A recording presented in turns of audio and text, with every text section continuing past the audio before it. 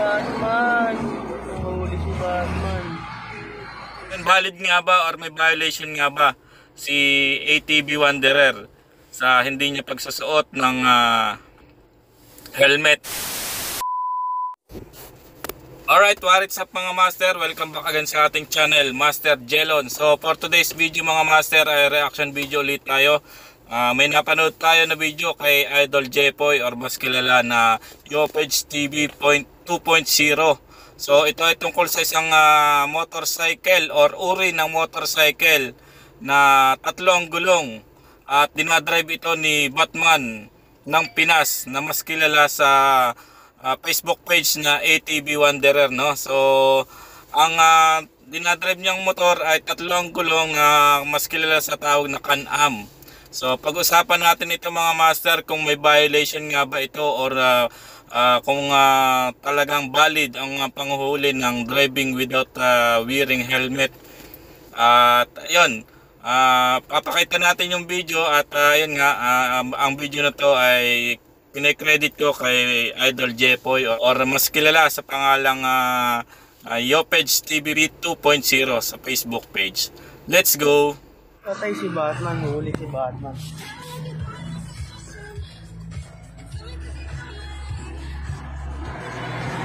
Nahuli si Batman. Nahuli si Batman.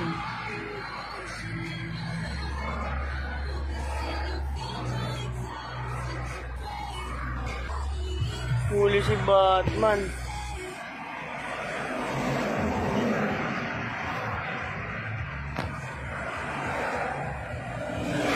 Yari. Yari si Batman.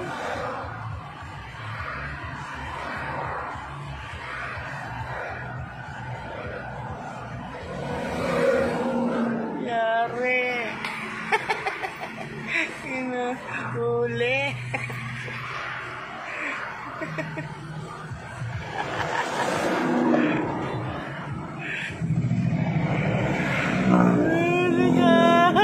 Halika, Malbon. So ayan nga, no, napanood nyo ng mga master, no? So shout out din kay Batman ng Pinas o mas kilala sa Facebook page na tawag na ATV Wanderer. So ayun, nakita natin na may helmet naman siya, no? Pero hindi niya sinuot siguro based doon sa video kasi sa last part ng video ay kinuha niya yung helmet, dinampot niya. At ayun, siguro kaya siya kinausap ng mates or ng patrol officer dahil siguro nga hindi nakasuot ng helmet. At bis nga sa caption ni Idol Jepoy ay nga, matigas daw ang ulo ni Batman, hindi nagsusuot ng helmet.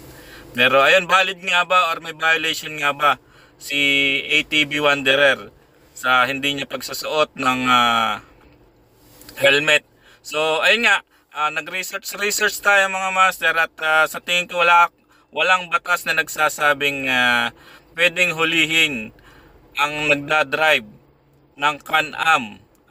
Specifically mga master sa Can-Am or tri-wheeler or three wheels na motor.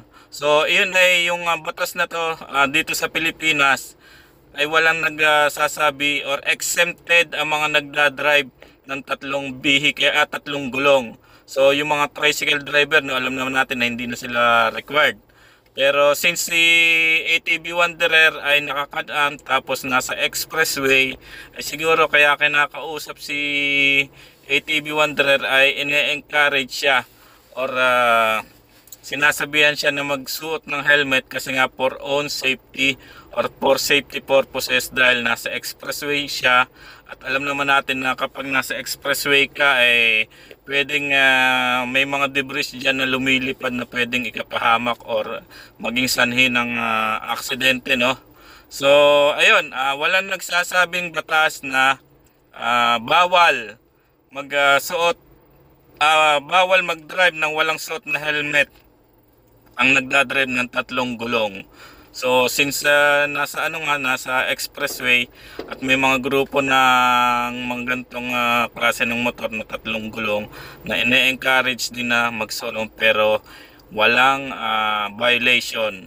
So kung kayo ay magdadrive ng tatlong gulong na legit naman, registered, nakaregister siya, talaga siya ng 3 gulong, ay pwede kayong mag-drive ng walang helmet. Yun nga lang, for own safety ay ina-encourage kayo mag-helmet. So, sana yun lang mga master. Sana may natutunan kayo sa video na to. At kung may mga katanungan kayo, ay comment lang kayo sa baba at sasagutin natin yan. Let's go!